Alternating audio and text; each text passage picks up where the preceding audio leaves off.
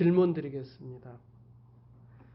여러분의 마음의 성전을 어떻게 잘 가꾸셨습니까? 한 주간. 여러분 한 주간 하나님에 대한 갈망이 있으셨습니까? 두 번째 질문입니다. 여러분은 성경을 좀 읽으셨나요? 여러분이 삶의 원칙으로 삼고 있는 말씀이 있다면 어떤 말씀입니까? 세 번째 질문입니다. 여러분은 하나님과 교제 중이십니까? 하나님을 얼마나 좋아하십니까? 하나님을 얼마나 사랑하십니까?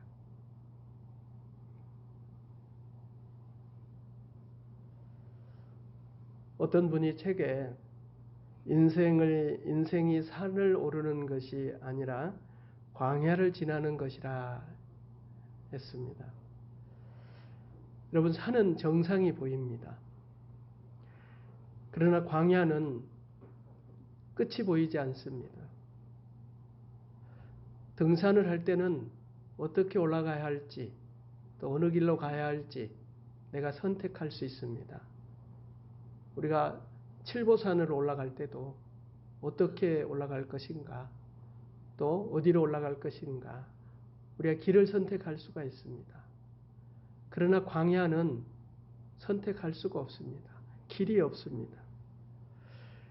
산은 아무리 큰 산도 우리가 멀리서 보면 전체를 다 볼 수 있습니다. 그런데 광야는 그렇지가 않습니다. 볼 수가 없습니다. 전체를 볼 수가 없습니다. 산은 변하지 않습니다. 항상 그 모습 그대로 있습니다. 근데 광야는 변합니다. 오늘 있던 이 모래산이, 모래 언덕이 내일은 없습니다. 새로운 것이 생기죠.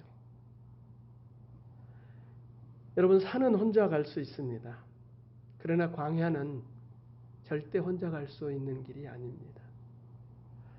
그래서 인생을 여러분이 비교하신다면 여러분의 인생은 등산하는 것입니까? 아니면 광야길을 가는 것과 같습니까? 두 가지가 섞여 있는 것 같습니다. 결혼하는 것은 산을 오르는 것 같습니다. 그러나 결혼 생활은 광야길입니다. 아이를 낳는 것은 등산하는 것이지요. 등산하는 것과 같습니다. 그러나 이 아이를 낳아서 기른다는 것은 광야길입니다. 직장을 들어가는 것은 정상을 향해 가는 등산길과 같다면 직장 생활은 광야길입니다. 여러분, 한 사람의 인생은 이렇게 광야길과 등산길이 섞여 있는 것 같습니다. 그런데 사람들이 다 인생을 등산하는 것처럼 인생살이를 하다가 어려움을 당하는 경우가 있습니다. 광야길은 등산하는 것처럼 해서는 갈 수가 없습니다. 광야길은 광야를 가는 것처럼 가야 하는 것이죠. 여러분, 우리 인생이 어쨌든 인생길이 등산을 하는 것이나 또 광야길을 가는 것이나 쉽지 않다는 것은 분명합니다. 그래서 하나님께서 우리의 도움이 되시겠다고, 우리와 함께 하시겠다고, 우리의 연약함을 도와주시겠다고 하는 것이 오늘 본문의 언약입니다. 우리 그리스도인들은, 세상 사람들은 그저 혼자 등산하고 등산 같은 그런 인생길을 가고 또 광야길을 이렇게 가지만 우리들은 성령님과 함께 가는 여정입니다. 등산하는 여정도 또 광야길 같은 인생도 성령님과 함께하는 여정을 하는 것입니다. 그래서 우리들의 여정을 바로 영적 여정이라 이렇게 표현을 합니다. 성령님과 함께 가는 여정이기 때문에. 여러분 어떻습니까? 여러분의 한 주간의 삶이 성령님과 함께하는 여정이셨습니까? 아니면 그저 혼자 외롭게 힘들게 그렇게 오셨습니까? 성령님과 함께하는 여정, 우리 그리스도인들의 특권이지요. 성령님이 우리와 함께 하신다. 우리 신앙의 생활을 우리는 교회에 나오는 거 이 정도로만 생각을 하는데 사실은 우리 살아가는 인생살이가 영적 여정이고 신앙생활입니다. 우리 영적 여정을 또 더 간단히 생각해 보면 기도하는 것입니다. 그러니까 기도하는 삶을 사는 것이 바로 우리 그리스도인의 삶이고 영적 여정의 중요한 것이죠. 기도하는 삶. 여러분 그러시다면 여러분 기도하는 삶을 좀 살아오셨는가요? 성령님이 함께 하시는 성령님께 아뢰고 성령님의 뜻을 따라 순종하며 가는 그 여정이 바로 영적 여정인데 이 영적 여정의 가장 중요한 것, 본질적인 것은 기도다. 우리의 신앙생활, 우리의 영적 여정을 우리가 표현하는 것은 우리가 그리스도의 이름으로 기도하는 것, 또 성령님이 간구하시는 그 간구함에 우리가 순종하는 것입니다. 여러분 우리 인생 역시 인생을 성령님이 주도하신다 이렇게 믿고 따라가는 것처럼 기도 역시도 성령님이 인도하시는 것입니다.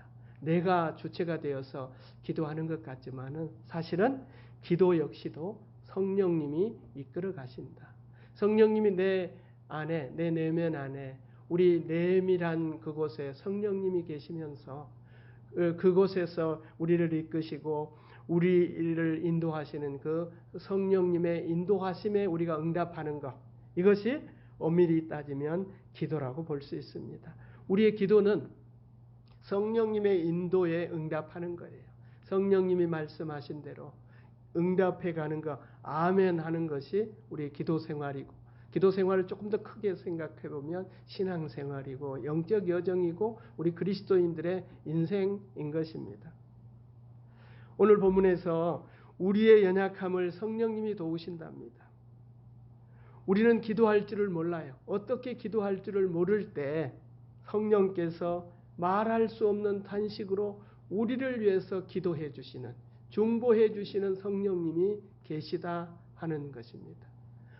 오늘 사도 바울을 통해서 하나님이 우리에게 확언해 주시고 또 언약해 주시는 말씀입니다. 성령께서 우리의 인생이 하나님의 뜻대로 가도록, 우리의 인생이 좀 더 행복하도록, 우리의 인생이 좀 더 아름답게 되어지도록 인도해 주신다는 것, 하나님께 간구해 주신다, 기도해 주신다는 이 놀라운 약속, 이것이 우리들의 인생 배경입니다.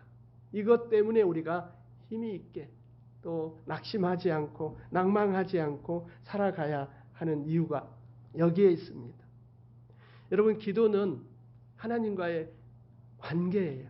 결국 따지고 보면 우리가 어떤 것을 말하고 이런 것이 기도가 아니라 관계가 설정되어진 그것을 기도 상태라고 볼 수 있습니다. 그런데 여러분 관계는 강요하거나 협박하거나 해서 되어지는 것이 아니에요. 인간관계를 보세요. 내가 강요해서 그 관계가 맺어지는 인간관계는 없습니다. 서로가 자유로운, 서로 상호간의 어떤 헌신과 이렇게 베품을 통해서 관계가 이루어지는 것처럼 하나님과 우리들의 관계도 마찬가지입니다. 여러분 우리들에게 하나님이 강압적으로 하나님의 그 전능하신 힘으로 우리를 내려 눌러서 하나님이 우리를 이끌어 가시는 게 아니에요. 하나님은 우리의 자유의지를 인정하시고 하나님은 한없이 우리의 자비를 베푸시고 우리에게 응답을 기다리시고 우리의 헌신을 기다리시는 분이 바로 하나님이십니다. 그러니까 하나님과의 좋은 관계를 갖는다는 것은 하나님께 우리가 응답하는 것이죠. 하나님이 우리를 강압적으로 힘으로 이끌어가는 관계가 좋은 관계가 아니라 우리의 자원함이 있는 것입니다. 그래 여러분 인간관계 속에서도 관계를 깊어지기 위해서는 만남의 횟수입니다. 만남의 시간이지요. 얼마나 많은 시간을 만났나, 얼마나 많은 횟수를 만났나, 또 만남의 횟수도 중요하지만 그 만남의 질도 중요합니다. 그 만나기는 만났어도 서로 알고 서로를 이렇게 배려하고 이것이 되어지는 것이죠. 우리가 만난다는 것은 알아간다는 것입니다. 그 사람을 내가 아는 것. 수없이 만나고 수없는 시간을 만났지만은 아무것도 모르면 관계가 설정됐다고 볼 수 없는 것처럼 여러분 하나님과의 관계가 어떻습니까? 여러분 하나님을 아십니까? 하나님이 여러분을 아실까요? 하나님이 여러분을 어떻게 아시다고 생각하세요? 여러분은 하나님을 어떻게 아십니까? 그러니까 하나님과 아는 것, 하나님을 내가 알고 하나님이 나를 아시는 것, 이것을 통해서 관계가 깊어지는 것입니다. 근데 여러분, 하나님이 전능하시니까 나를 다 아시겠지 이렇게 생각, 물론 다 아시죠. 그러나 내가 내를 하나님께 열어드려야 됩니다. 내가 이렇습니다. 나는 이렇습니다. 이렇게 알려드려야 되는 거죠. 다 알기 때문에 나는 아무런 말을 하지 아니하여도, 나를 공개하지 아니하여도 된다가 아니라, 관계가 설정되기 위해서는, 맺어지기 위해서는 내가 나를 하나님께 알려야 됩니다. 이게 대화거든요.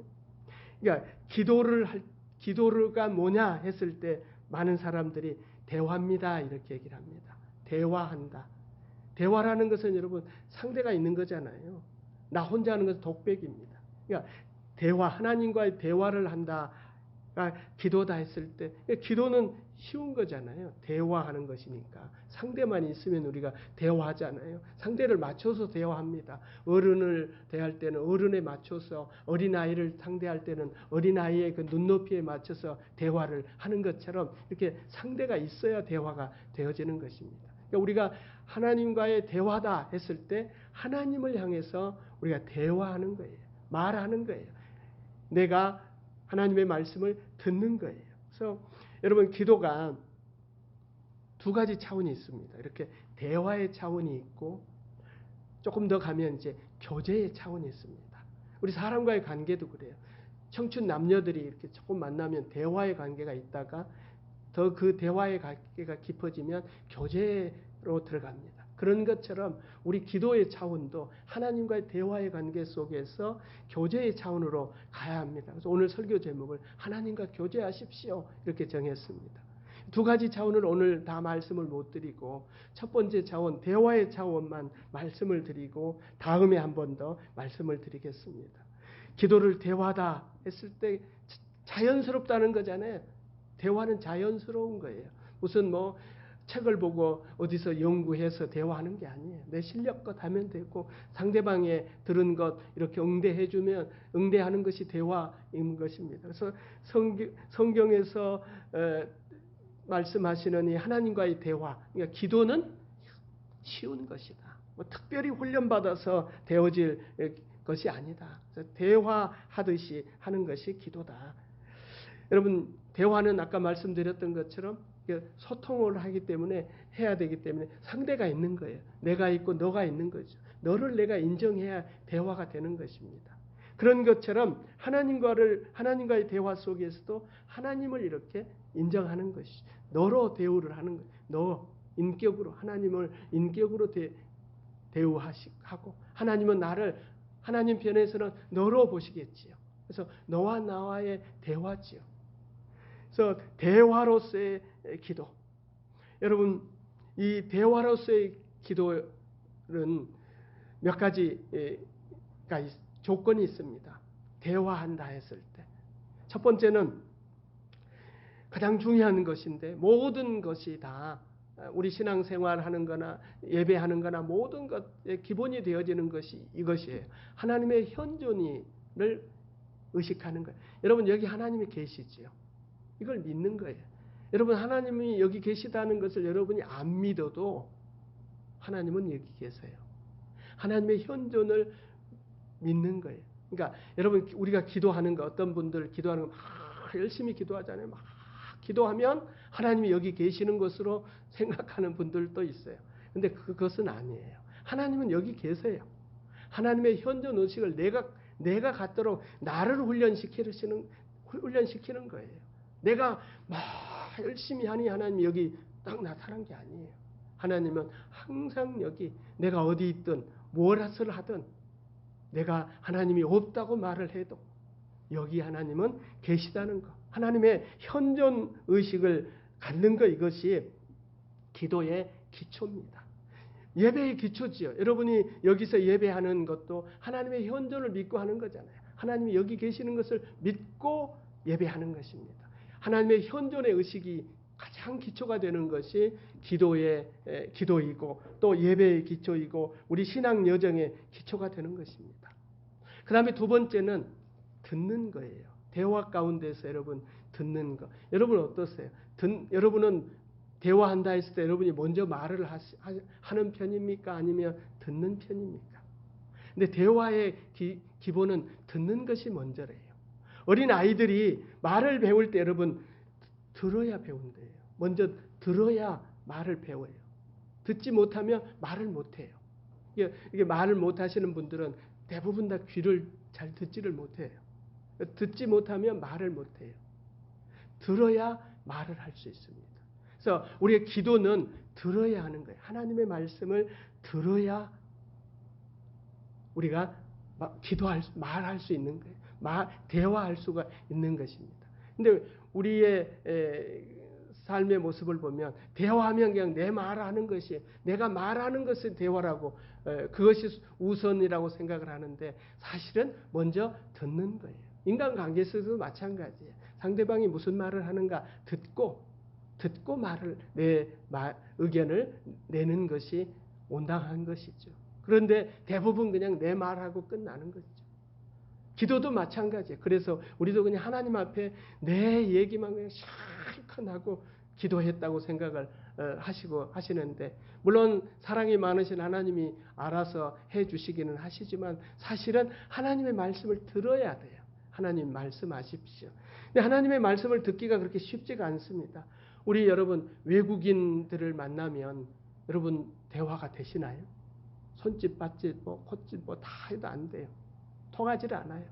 사람과 사람의 대화가 이 관계가 이렇게 어려운데 소통이 어려운데 보지 못한 만지지도 못한 이 하나님과 대화가 하나님의 말씀을 듣는다는 것이 그렇게 쉽지 않다는 것. 이걸 우리가 먼저 전제를 해야 됩니다. 하나님의 말씀을 듣기가 그렇게 쉽지가 않다. 그래서 훈련해야 되는 거죠. 여러분 하나님의 말씀을 듣기 위해서 하나님께서 우리에게 여러 가지 것을 주셨어요. 그 중에 가장 중요한 것이 성경입니다. 성경은 하나님의 말씀의 원석이에요. 원석. 이 하나님의 말씀의 원석. 이 하나님의 성경을 통해서 우리가 하나님의 말씀을 듣는 거예요. 그래서 성경을 읽고 묵상하고 공부하고 하는 거예요. 그래서 성경이 하나님의 말씀을 듣는 원석이다. 가장 중요한 것이죠. 그래서 여러분이 성경을 통해서 하나님의 말씀을 들을 수 있다는 것.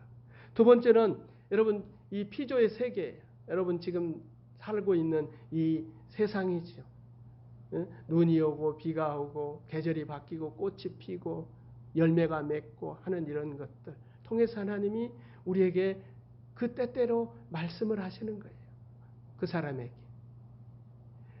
여러분 지금 코로나가 와서 난리가 났잖아요. 우리는 그저 그냥 빨리 백신이 나오고 빨리 치료약이 나오는 것만 소원하고 있는데 물론 그것도 우리가 기도해야 되겠지만 진짜 이 코로나가 왜 왔는가? 하나님의 메시지가 있는 거예요. 하나님의 메시지를 들어야 돼요. 이것 때문에 아주 제대로 하나님의 말씀을 알아듣지 못해서 혼란스러워하는 시대에 지금 우리가 있습니다. 교회에도 그렇고 교회도 보면 신학적인 입장에 따라서 해석이 막 달리하고 있는 것인데 여러분들이 건강하게 해석을 하셔야 돼요. 이 주어지는 이 지구의 변화나 기후의 변화나 이런 모든 것을 통해서 하나님이 주신 메시지가 있어요.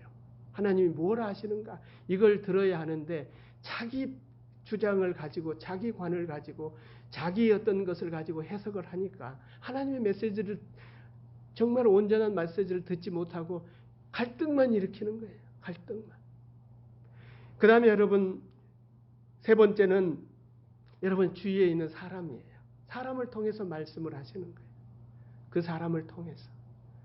그 사람이 오늘 기분 나쁘게 어떤 말을 했어요. 그러면 여러분 어떻게 하시나요? 그냥 기분 나빠서 그 사람과 이제 관계를 끊고 또 한마디 해주고 마십니까? 우리가 질문해야 될 게 있습니다. 하나님, 나에게 지금 무슨 말씀을 하시기 원하십니까? 여러분이 원하는 관계 속에서도 그렇고 원치 아니한 어떤 관계를 당했을 때도 하나님 무슨 말씀을 하시기 원하십니까? 나에게 무슨 말씀을 하십니까? 이 물음을 가지고 관계를 맺고 또 여러분이 원치 아니하는 그런 인간관계 또 아름다운 인간관계 속에서도 그렇게 열려 있을 때 하나님의 말씀을 듣기 원할 때 들을 수 있습니다. 그 다음에 여러분이 처해 있는 모든 환경이 있습니다. 이 모든 환경을 통해서 말씀을 하십니다. 하나님은 어떨 때는 문을 닫기도 하시고 어떨 때는 문을 여시기도 합니다. 문제를 풀어주시기도 하고 어떨 때는 문제가 꼬이기도 하십니다. 우리의 환경이 그렇습니다. 이 환경이 우리는 그저 그냥 이 환경을 돌파하고 이 환경을 내가 이겨내야 된다는 것으로만 이것을 보지 말고 이 환경을 통해서 하나님이 나에게 무슨 말씀을 하시는가, 하나님이 원하시는 뜻은 무엇인가를 들어야 합니다. 여러분, 하나님의 말씀을 이해하려면, 들으려면 조금 인내해야 되고 또 경청하려고 해야 하고 또 하나님의 성령의 은혜가 필요합니다. 아까 말씀드렸던 것처럼 좀 좋은 습관을 한 가지 들이셔야 됩니다. 저를 한번 따라해 보십시오. 하나님, 지금 나에게 무슨 말씀을 하십니까? 이 질문이 무슨 말씀을 하시려고? 여러분, 아까 말씀드렸던 인간관계 속에서 깨지고 험한 말을 듣고 했을 때 그것에 기분 나빠하지 말고 하나님, 지금 나에게 무슨 말씀을 하시려고 이러십니까?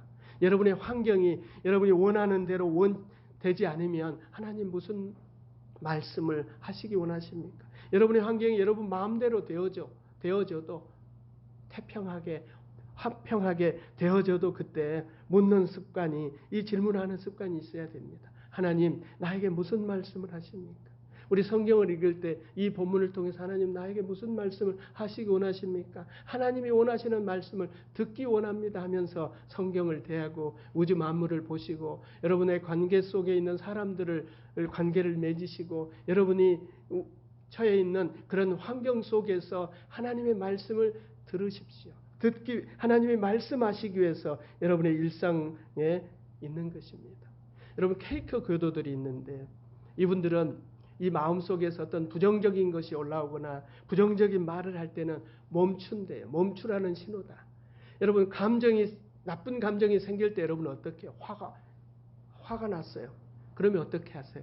화를 풀어야 된다고 생각하시잖아요. 화가 나는 대로 말하고 부정적인 것 해버리는데 그때는 결정하지 않고 그때는 선택하지 않고 그때는 말하지 않고 멈추라는 사인으로 받는데요.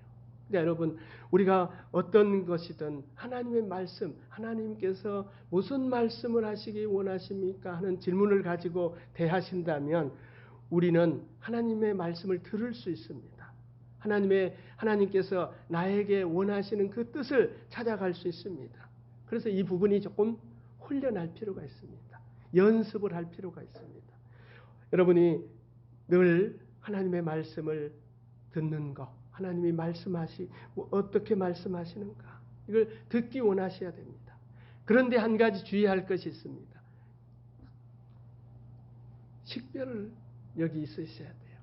그러니까 하나님이 말씀하시는 것을 잘못하면 어떤 분들은 다 하나님의 나에게 말씀하셨다 해서 막 말을 하시는 분들이 있어요. 그런데 중요한 것은 식별입니다. 아닐 수 있어요. 마귀가 또 내 생각이, 내 뜻이 그렇게 드러날 수 있기 때문에 식별하는 거죠. 여러분, 식별하기 위해서 우리가 교회를 다니는 거예요. 식별하기 위해서 우리가 공동체 속에 이렇게 있는 것입니다. 여러분, 교회에 오셔서 어떤 것이 안 된다, 그것이 잘못됐다 하면 그걸 좀 들을 필요가 있어요. 그런데 오늘날도 보면 세상 속에서 또 어떤 다른 곳에서 듣고 하는 것이 그것이 옳은 것으로 생각을 해서 그것만 주장을 하는 경우가 있어요. 그걸 내려놓을 필요가 있어요. 아닌가 보다, 이렇게. 근데 특히 우리 기독교에 보면은 어떤 분들은 어떤 분류에서는 아주 그냥 그것이 전부인 줄 알고 고집을 하는 거예요. 물론 일면은 옳은 부분이 있죠. 그러나 그것이 진리는 아니에요. 식별하는 거예요. 식별. 그때는 맞을 수 있지만 지금 맞지 않아요. 거기서는 맞을 수 있는 것이지만 여기서는 아닐 수 있어요. 그래서 식별력을 키우는 거예요. 하나님의 말씀을 듣되 함께 식별하는 거예요. 이 식별하기 위해서 우리가 교회 공동체가 있는 것이고 사실 여러분이 저를 세우시는 것도 마찬가지예요. 식별을 하기 위해서, 식별을 돕도록 하기 위해서 저가 여러분에게 있는 것입니다. 식별을 해야만이 또 듣는 것을 건강하게 적용할 수 있습니다. 그러니까 그 다음에 이제 들으셨잖아요. 첫 번째 이렇게 들었다고 그랬잖아요. 우리가 기도는 듣는 것이다. 하나님의 말씀을 들었다. 들은 후에 이제 말하는 거죠. 우리가 대화 가운데서도 듣고 상대방의 말을 듣고 말하는 거예요. 대화하는 거예요. 그래서 기도도 여러분 말하는 거예요.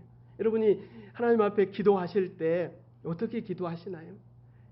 말할 때 숨김없이 정직하게 다 말하시지요. 이게 기도입니다. 숨김없이 정직하게 말하는 것. 사람과의 관계 속에서는 어려울 수 있어요. 너무 정직하게 모든 것을 다 말했다 관계가 깨지는 경험이 있기 때문에 우리는 하나님 앞에도 이렇게 정직하지를 못하는 경우가 있어요. 사실 그런데 사람과의 관계 속에도 솔직하고 정직하게 하면은 처음에는 힘들 수 있으나 회복이 되어지면 더 든든해지고 더 관계가 온전해지는 것입니다. 숨기고 또 어떤 것을 감추다가는 사람과의 관계도 그렇고 하나님과의 관계에서도 그렇습니다. 그러니까 하나님 앞에 우리가 숨김없이 정직한 마음으로 이야기하는 것입니다. 그런데 여러분 우리가 하나님 앞에 올 때 보면 정직하지 못하는 경우가 많아요. 제가 늘 말씀드리는 것이 있는데 예배당에 오실 때는 좀 담배를 피우셔도 되고 술을 마셔도 되고 그냥 화가 나서 오셔도 되고 뭐 이런저런 문제를 가지고 오셔도 돼요. 그런데 나가실 때는 이제 하나님께 그거 다 내려놓고 나가실 때는 세상에 나갈 때는 좀 새로운 사람으로 나가야 되는데 예배당에 들어오실 때는 하나도 고칠 게 없어요. 그냥 완전히 성자가 돼서 오시는데 예배당에 나가시면 똑같아져 버리는 거예요. 이게 잘못됐어요. 오실 때는 예배당에 오실 때는 오셔도 돼요. 나 예배 드리고 하나님 앞에서 이제 세상으로 나가실 때는 전혀 새로운 관계로 나가셔야 됩니다. 그러니 여러분 기도하실 때는 여러분의 모든 것을 다 표현하셔도 돼요. 미움도 표현하고 분노도 표현하시고 슬픔도 표현하시고 아픔도 표현하시고 다 표현하셔야 됩니다. 여러분 시편을 보십시오. 시편에는 온갖 것들이 다 있어요. 다윗 왕이 세상에 이런 말을 해. 어마어마한 저주도 있고 어마어마한 화도 있고 분노도 있는 것이 시편입니다. 그러니까 하나님께서 이 시편을 통해서 우리의 이 감정을 표현할 수 있도록 솔직하게 표현하는 이것을 기도를 배울 수 있는 찬양을 배울 수 있는 곳이 시편입니다. 그래서 여러분 곳곳 시편을 이렇게 보시면서 여러분의 솔직한 감정, 솔직한 기도가 시편을 통해서 이루어졌으면 좋겠습니다. 그러니까 여러분 감정을 표현하는 것도 연습을 해야 되고 훈련을 해야 한다고 합니다. 우리는 배우기를 이거 하면 안 되고 이렇게 표현하면 안 된다.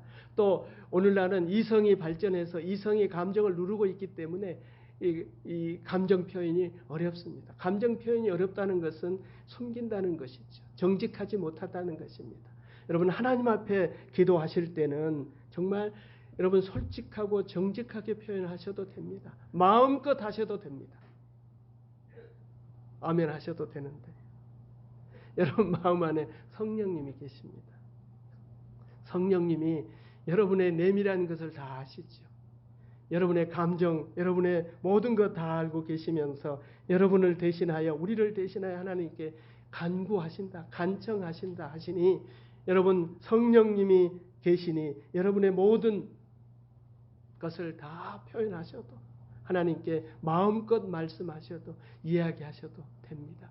그래서 하나님의 대화의 상대가 되셔야 됩니다. 하나님은 여러분을 다 알고 계시는데 솔직하게 대화하고 솔직하게 표현하셔도 되는데 하나님께는 아주 그냥 다 된 거룩한 사람처럼 해서는 안 되죠. 그래서 대화가 그렇습니다. 대화하는 것, 하나님께 간구하고 간청하는 것, 이것이 우리의 기도의 아주 기본입니다. 여러분 대화로서의 기도, 아까 그 다음에 교제한다 했습니다. 대화로서의 기도는 여러분 기도하면 하나님께서 분명히 응답해 주시고 분명히 큰 성취감을 주십니다. 그래서 그런데 우리가 이 기도가 이 대화로만 하나님께 이 대화하는 것으로만 멈추면 안 되는 것이 몇 가지 이유가 있습니다. 이 기도는 본질상 이 대화 이상이에요. 대화보다 더 깊은, 더 큰 의미가 있어요. 여러분, 우리가 대화한다고 하지만 사람과의 대화 속에도 그렇지만 우리 기도 가운데서 보면은 그저 나 혼자 하는 경우가 많아요. 그리고 하나님께 그냥 청구서만 보내는 거예요. 그래서 하나님이 전 우주를 다니면서 그냥 택배 기사처럼 오늘은 미국에 갔다가 오늘은 일본에 갔다가 또 삼성 아파트 갔다 오방 아파트 갔다가 너무 바쁘게 만드시는 이런 분으로만 생각을 하는 경우가 있기 때문에 그렇습니다. 여러분, 그래서 기도가 조금 이렇게 넘어가는 것, 더 깊어지는 것, 교제의 차원으로 가는 것. 그러나 여러분, 간구의 기도가, 대화하는 기도가 절대 잘못된 기도가 아닙니다. 예수님이 약속하셨잖아요. 구하라, 찾으라, 두드리라 주시겠다는 거잖아요. 좋은 것을 주시겠다 하셨습니다. 이 기도가 기본이 되어지는 것입니다. 대화의 차원만 된다면 정말 좋은 기도이기 때문에 여러분, 이 기도가 절대 나쁜 것은 아니나 여기서 멈춰서는 안 되고 우리가 이제 교제의 차원으로 가야 한다는 것입니다. 제가 어린 시절에 저희 집을 이렇게 보면 저희 아버지가 큰아들이기 때문에 할머니 모시고 살았어요. 그러니까 두 작은아버지가 계시는데 막내 작은아버지는 서울에 일찍 오셔서 사셨고 둘째 작은아버지가 그 옆에 이렇게 사셨는데 이렇게 바쁜 농번기 시절에는 안 되지만 농한기 시절 이때쯤 되면은 겨울철 되면 저희 작은아버지는 집에서 저녁 잡수시고 저희 집에 옵니다. 저희 집에 와서 할머니하고 얘기하고 아버지하고 얘기하다가 뭐 얘기가 그렇게 길지는 않아요. 몇 분 얘기하시다가 다 어른들이 그냥 앉아만 계세요. 할머니도 그냥 앉아있고 작은아버지도 그냥 가만 앉아 계시고 우리 아버지도 가만 앉아 계시고 가만 앉아 계시고 한참 시간이 흐르면 할머니가 우리 작은아버지한테 야, 내려가서 자거라 하면 우리 작은아버지는 예 하고 내려가십니다. 또 어느 날은 우리 작은아버지가 어머니 저 내려가겠습니다. 그래 내려가라. 이렇게 그 세월이 그 시간을 그렇게 보냈어요. 정말 오랜 세월 제가 그걸 보았습니다. 여러분, 이것이 교제의 기도입니다. 우리 작은아버지가 어머니한테 와서 뭘 달라고 오시는 게 아니에요. 그냥 어머니와 함께 있는 것이 즐거움이에요. 어머니를 바라보는 것이 기도예요. 그 기쁨이었어요. 그게 기도입니다. 여러분, 우리가 하나님 앞에 기도할 때 보면 뭘 주세요, 뭘 원합니다, 이걸 해주세요, 이것을 바랍니다. 이런 차원의 기도보다도 하나님으로 만족하는 거예요. 하나님을 그냥 바라보는 것으로 하나님과 함께 있는 것으로 만족하는 그것이 교제의 기도입니다. 그것이 정말 하나님이 원하시는 기도지요. 정말 관계가 깊어지는 기도입니다. 함께 있는 것 그 자체가 기쁨이고 그 자체가 기도 응답이고 기도인 것입니다. 여러분, 우리의 기도가 올해는 좀 대화하는 기도에서도 충분히 마음껏 깊게 하셔야 되겠고 이제 그걸 넘어서서 주님과 함께 있는 것, 주님을 바라봄으로 저희 작은 아버지께서 그냥 어머니와 함께 있는 것으로 우리 어머니는 그 아들과 함께 있는 그것으로 만족하셨던 것처럼 우리도 주님과 함께 있는 것으로 주님과 함께 주님 안에 있는 것으로 만족해야 하는 기뻐하는 그런 기도자가 되어지기를 주의 이름으로 축원합니다. 주님 감사합니다. 우리의 연약함을 아시고 우리를 대신하여 간구하여 주신 성령님 감사합니다. 우리가 주님과 충분한 대화 가운데 늘 있어지게 하시옵소서. 우리를 치료하여 주셔서 우리가 주님 앞에 좀 더 솔직하게 정직하게 표현하고 또 나를 드러낼 수 있는 그런 용기도 허락하여 주시며 또한 저희들도 주님과 함께 있음이 기쁨이고 주님 안에 있음이 참 쉼이요 안식임을 알아 주 안에서 평강 누리고 주 안에서 안식을 누리게 하옵소서.